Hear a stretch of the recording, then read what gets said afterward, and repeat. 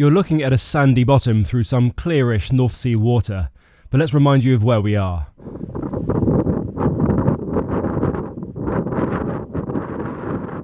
Alan the lifeboat and his occupants reached Fair Isle, an isolated rock where the North Atlantic meets the North Sea, and it's windy. We tied up to this pier the night before and have one more night before we set off north to Shetland, hopefully as the weather calms down. The pier was at an awkward angle for rocking waves, so we decided to swing us round onto the jetty. It's rather shallow at that end where the yachts and ferries were not, hence my checking the water depth at low tide. Alan can beach, of course, as viewers will know, but now's not the time. I don't really like piers, or quays. I like pontoons, as I'm a spoiled marina guy. Anyhow, we executed the swing round and tied up once more. There were only large iron rings set into the concrete, so I had to rig up some sort of elaborate rope system, as the metal and concrete chafed them. The tyre helped anyhow. We were hoping that we'd be tucked away better than on the end of the pier in the way of the waves still being pushed in by the northerly wind, but in practice only the ferry had a berth that was properly sheltered, and no one was trying to sleep aboard that. We still had a high-frequency roll, and with bumps against the wall even with an extra couple of borrowed fenders. This is the reason we had the day off. The OK weather the day before got us from the mainland to Fair Isle. Then, after the westerly blows through, we could carry on, albeit with the knowledge that the wind would have certainly left at least one lingering swell on the open sea. So this had to mean goodbye to Fair Isle and all the woolly things. We hung out with a Norwegian crew who barbecued in the harbour and promised to go out for beers when we reached Lerwick the next day. And I'd had enough of the ridiculous rocking and bumping at the quay, so we slept in a shed. It's 5:15 in the morning, you wouldn't be able to tell of course, and we're about to head off so that we can get as many miles done as possible before we have to sort of hide behind Shetland as we go along the eastern coast and hopefully protected from what's going to be a building south westerly wind today. Anyhow, we shall make hay. You look awake. Morning. Oh, it's like a sort of Caribbean beach there. There we are. Beautiful. And there's the harbour entrance looking very different to how it did yesterday. Calm at last, and since we didn't have that much water, I thought we'd use the lines to walk Alan back to the end of the pier before setting off. If we tried to motor out of this little corner and couldn't quite make the turn, we'd either end up reversing aground or doing a 30-point turn. Anyhow, Alan, without stalling or misbehaving, exited the Fair Isle North Haven. We'll have mixed memories of it. This is the day's planned leg, not a wildly long one, 45 miles or so to the main town on Shetland, Lerwick. For those wondering why the word wick is so common in this region, it's a hangover from Norse, and it roughly means a small bay or inlet. The waters directly outside the bay were calm, as the island's northern outcrop, the bit that we went for that windy walk on, was sheltering us from the residual swell. Pretty soon though, a swell appeared, and then a second from the southeast. There was no particular current or tide to speak of, and we mostly hoped to make good headway before a strong southerly built that evening. The sea wasn't large, but the swells combined to be more complex, and Alan wasn't able to settle into a regular movement. Instead, each time we managed a slow, comfortable pitch or a gentle roll, another wave turned up from a different angle. Aside from the half hour of blue skies and sun, the Fair Isle Gap was as bumpy as people warned us. But I noticed a real problem as I periodically checked Alan's numbers. Oil pressure is fine. For some reason we've always been on the upper end of the manual stated range. But yeah, that water is hot. The thermostat for our type of keel cooler is set to maintain 85 degrees, and it's always been spot on ever since I've run Alan. We were not that far from Sombra Head, Shetland's southern point, and I needed to make some decisions. Turn back? No. Stop? Definitely no. So we push on. Questions. Is this a precursor of a major engine crash bang wallop moment? Can we just ignore and finish the day? Is there another bay or harbour closer than Lerwick? So I've been very carefully monitoring the engine temperature, which did get up to about 105, but I think we managed to, with lower revs, stabilise it at around 100 or just below. But so something's going on with the coolant. There's also a tiny bit of oil in that coolant puddle, but it may well be just a little bit of residual oil just that was already in the bilge, just sat on top of the coolant. But yeah, I mean, so it may well be that the fuel lift pump is not happy, either clogged or on its last legs, and it may well be that what's been a perfectly good cooling system to date is no longer. So possible that the stay in Lowick or Pressing is going to be more than a quick stop, because I cannot go out to sea unless this is 100% resolved. I dropped the revs and took the soundproofing panels off the engine to try and cool it down, but I couldn't get it below 98 degrees, even though it peaked at 110 degrees. At this point I noticed a whole load of yellowish fluid in the bilge. I suspected a major coolant leak, but either way, after some texts and phone calls with my family of experts, we knew I couldn't pretend it wasn't happening and just push on. We passed the headland and, on cue, the largest of the swells lessened. I shut down the engine and used the towel to protect me from steam as I opened the coolant header tank. To my shock, it was still full. On restart, it stalled and then ran for a while, then stalled. So it came to this.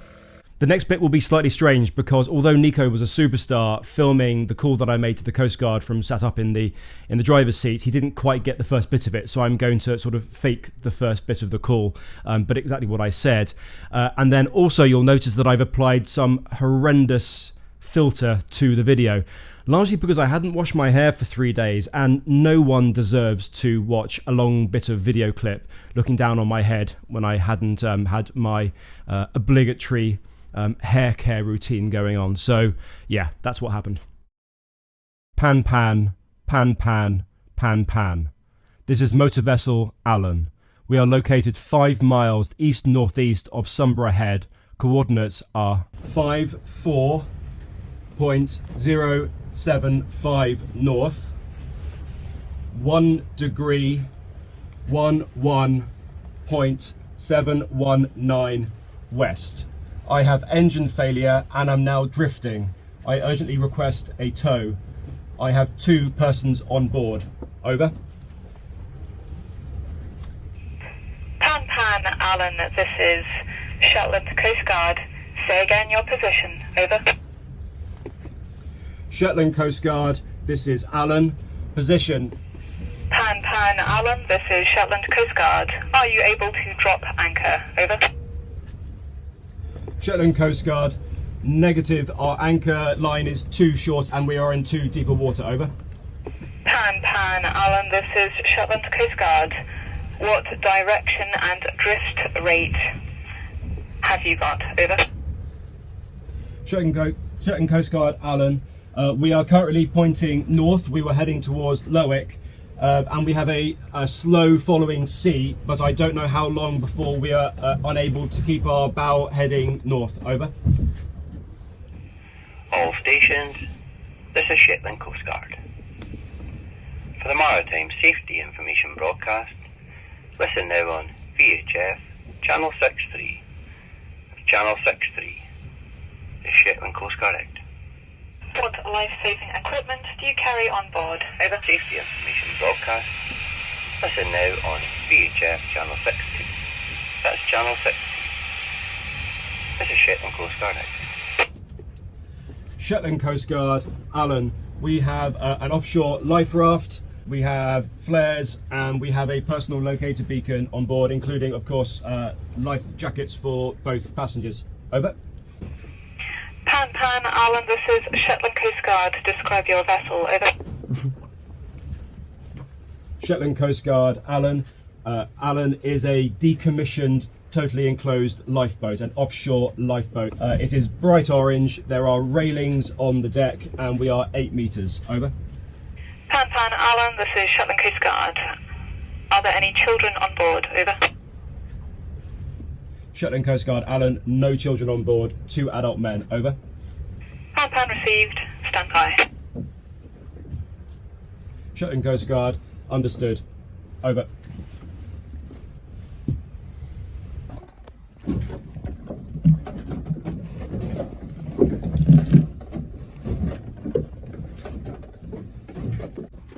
So there's been a Mayday at the same time as our Pan Pan, and that means that basically we are not a priority.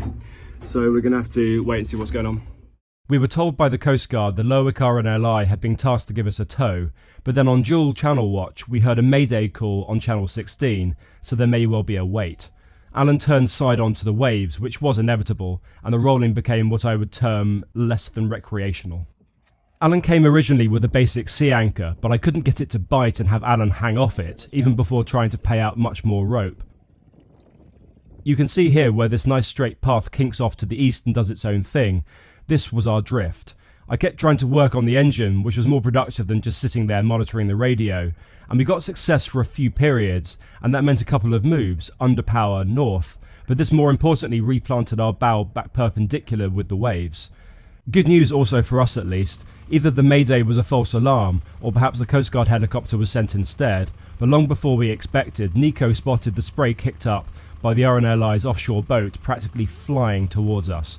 I had direct radio communication with the lifeboat, I presume either with a coxswain or a dedicated radio operator, and told him where I'd be to assist with setting up the tow, and that we did not need any of their crew to come aboard. They did a circuit to check out how best to do things, and then told me over my now handheld radio that they'd throw me a small weighted line, and then use that to pass along a couple of proper loop towing strops.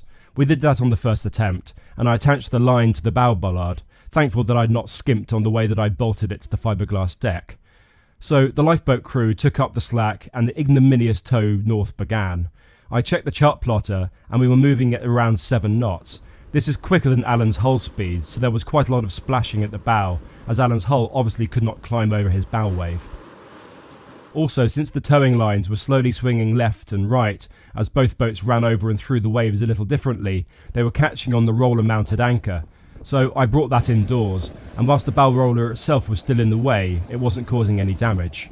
A few ships passed us by, and in fact this ship passing to our port side had offered intermediate assistance if the RNLI was substantially delayed. I only heard their name over the radio, and had envisaged a yacht or a fishing boat. Not this. The offer was appreciated though. This is the route to the Bresser Sound, with Lerwick on the western shores. Of course, here in this area there's protection from waves, save from those from the south or getting through the narrower northern entrance, and that gave me a chance to get a better look at what had been going on down in the bilge. It's hard to confirm its identity beyond the yellowy tone, and a quick, very quick taste was more sweet than it was salty, so reinforced my initial suspicion. Meanwhile, we had to make that spiralling shape on the path tracker. The tow had ended, and we did a little dance of 2 lifeboats in the sound to bring Alan alongside and rope them together so that we could be plonked against one of the quaysides in the port. That final half mile or so was the end of our leg, and here's the full route for the day. If you'd not been told what had happened, that tracker would have looked a little bit more like one of us had just taken our eye off the ball whilst navigating for a while. Either way, there's Alan. Down at the end there. There.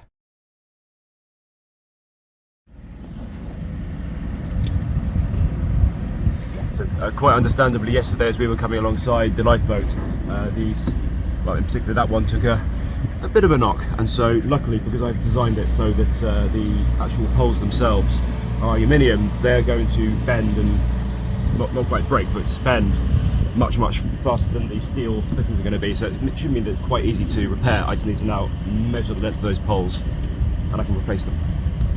Thank you. The RNLI press team were very decent and asked me if I wanted them to sort of keep the story quiet. But no, let's be upfront, it happened. And of course, I've included a link to the RNLI in the description, which is the UK's lifeboat charity. More of that at the end. There wasn't a lot of protection against this fishing dock, even tyres being absent from the wall, but the insanely welcoming port and lifeboat crew found us a pair of much-needed larger fenders, otherwise Alan's solid metal steps would start carving their way into the wooden dock wall. Aside from that boshed bow railing, Alan was looking in pretty good shape, nothing loose or lost. Most days, especially in summer, cruise ships appear, shuttle their people onto shore for tourist stuff, and then back again, and then they disappear. But then there are some more interesting vessels. I'll do a more Shetland-y episode later, so let's stick to the matter in hand. First, our trip debrief, otherwise known as me taking control of the narrative. So, Nico, this is normally the bit in a video with my crew where I ask them how much fun they had. And I maintain that they absolutely adore Alan the lifeboat. Today ended well. Yes. But we had a bit of a difficulty. What is your feeling about today? We're here. We're here. I would say like Alan. Yeah. It's a well, love-hate relationship. I love-hate relationship. To be honest, I have exactly the same thing. But I mean, at the really critical moment where we really needed to point into those waves again, we got the engine turned over. So Alan was still kind of with us. Yes. In spirit. Behaving. Yeah, ish. But yeah, it is a shame, because obviously it would have been really nice to have got in here under our own steam, had a beer, celebrated. But yeah, it's just one of those things. Sometimes We can still celebrate. we can still celebrate the fact that Alan is still floating and really just needs repairs. I've got to remember that it's the equivalent of your car breaking down by the side of the road. It just happened to be on the sea. Obviously, it matters more, but it's the same kind of thing. Anyway, it's a shame, but Nico's been fantastic, and particularly when things were not, they weren't particularly dangerous or particularly serious, but when things were urgent, he was fantastic, and I appreciate that. Thank you. Cheers. This is further proof that Alan's bollards are bolted on properly. This wasn't just because I find burning fossil fuels funny. I don't. It's a very serious hobby. No, it's because Michael, the local engine magician, was inside, trying to help me solve the trio of many issues that had contributed to our one major problem. I didn't have much more footage of this because I really wanted to let Michael get on with trying to diagnose what was going on.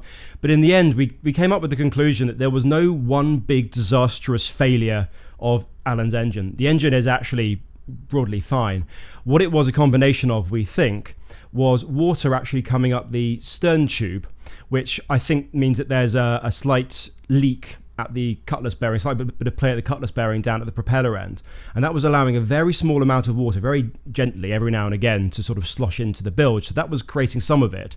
But then the reason why there was still plenty of coolant in the cooling system was the fact that it wasn't actually a major coolant leak, even though there was probably a few dribbles from some of the areas where the hoses go onto the valves. I noticed there had been a very slow leak over a period of weeks, which I hadn't been that worried about. So that probably accounted for the slight flavour of antifreeze in that water. And so that's what was the red herring. And so it was probably, as I mentioned, an airlock, which is apparently down to poor circuit design and a little bit of bad luck rather than anything else. He also noticed, and this was probably causing the stalling, that one of the bleed screws had become very slightly loose on one of the fuel filters, and that was probably meaning that a little bit of air was being sucked in every now and again, which meant at low revs you're likely to get a stall. So actually 3 incredibly minor things which, when you're in port and you can calmly go through a diagnostic check, you can work it out. But obviously at sea, I had to try and make decisions based on what I was seeing at the time. Anyway, so Alan's engine is not broken, but it doesn't really change anything about how I was going to deal with that situation. So we're just going to head to the Port Authority to discuss what the plan is, because surprisingly I've never been in a situation like this where I'm kind of in a berth which was being, I guess, gifted to us for the time being, and I need to know what the procedure is. The Harbour Authority only charged us 15 quid, and we treated ourselves to a hotel, mainly so that we could have a shower and avoid that new weather front with wind that I mentioned, and that we'd not get the waves from, but we would certainly feel.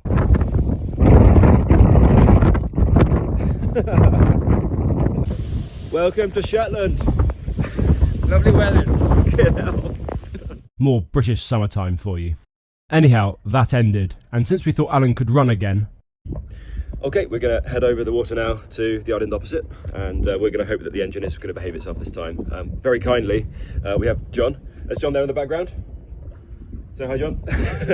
John has very kindly offered to escort us over so that if we have any engine problems, then at least we have someone. The marina over there in Brexit have one free space and a lovely manager, so we asked the wildlife to make way and time to fire Alan up. Yeah, 2 seconds.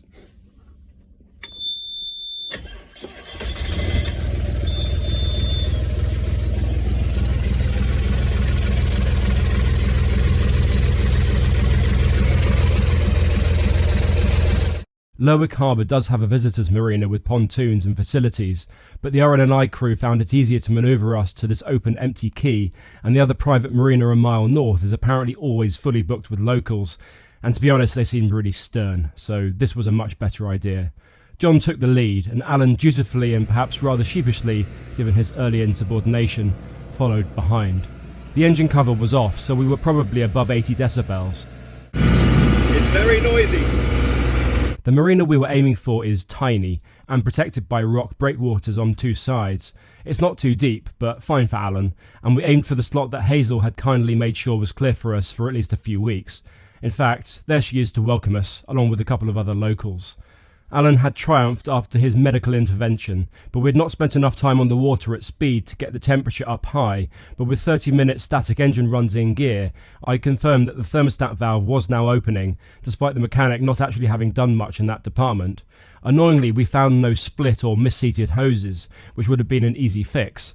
An airlock in the hoses then, more likely than physical blockage, as coolant was now circulating. In this mini marina, each boat gets an access finger on one side and a metal beam on the other to keep them apart. We settled in, said our hellos, and then returned on the regular ferry to the main island, where we needed to comply with the call for beers with our new Norwegian friends and do a minor sightseeing walk, as I wanted to make sure Nico got at least a sense of Shetland before his trip home. I felt Alan should have had one of these cool diagrams. Unnecessary, but Alan's always been very much into that sort of formality. Once he knows about it, he sort of has to have it. But we got off the ferry and walked. Lerwick isn't large. This is the Coast Guard HQ who had been so professional the previous day. And a golf course, more reverently located war graves, some geeking out on history, some rugged coastline, some more strong winds, and a thousands of years old stone structure that's still puzzling all the experts apparently. It's located close to the town itself, in fact within it I suppose, in a marshy area. We walked around it a lot, took in the history, and sadly didn't solve the archaeologist's problem of what it was actually designed for. I did suspect, though, that this staircase was not an original component. We left and said hello to a horse on the way. It was a little bit large to be a Shetland pony, although I'm happy to be corrected. Still, seemed friendly. And we embarked the large ferry.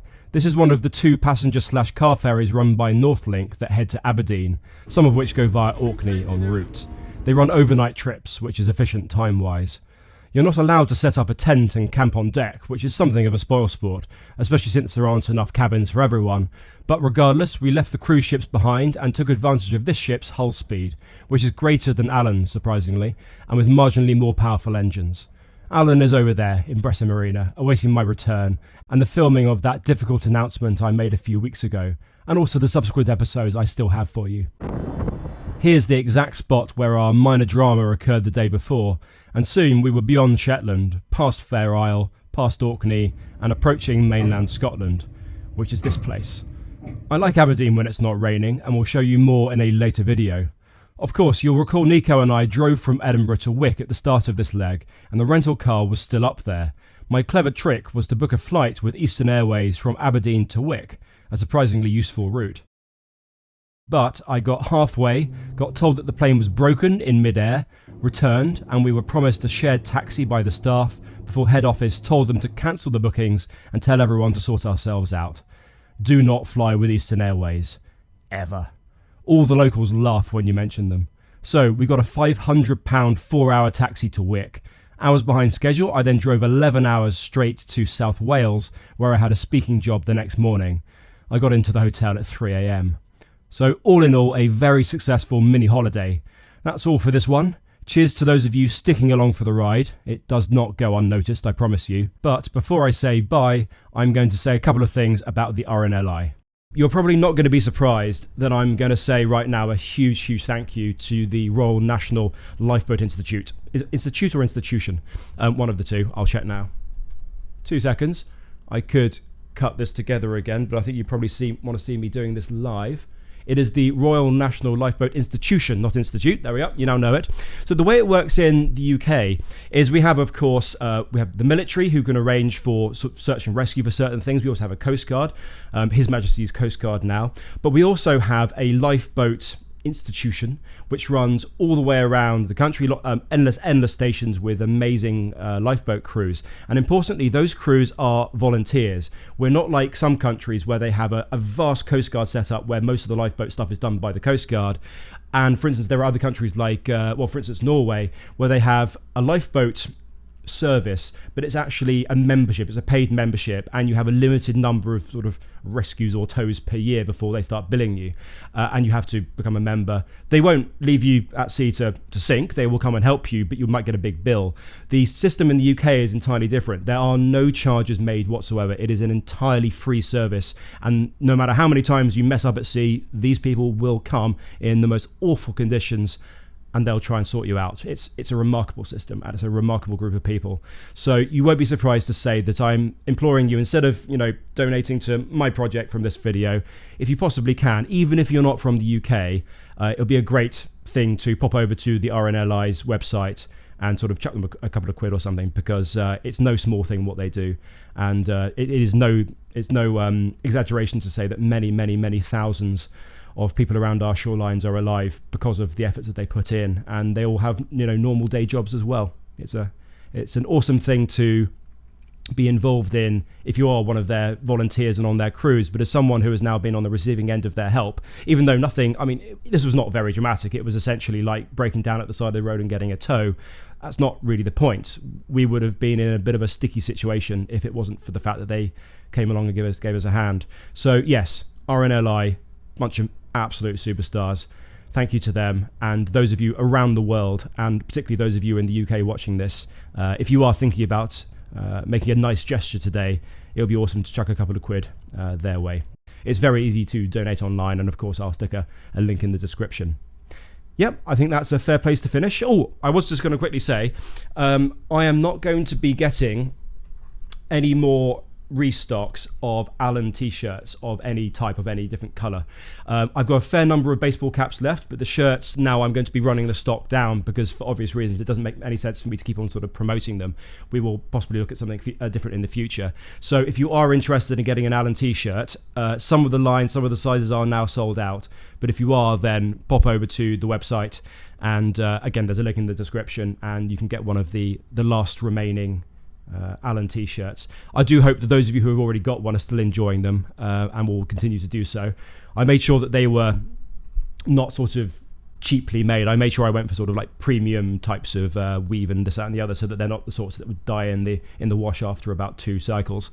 And so I hope that they will, for those of you who have got them, last maybe not a lifetime, but longer than Allen's Odyssey has in any case.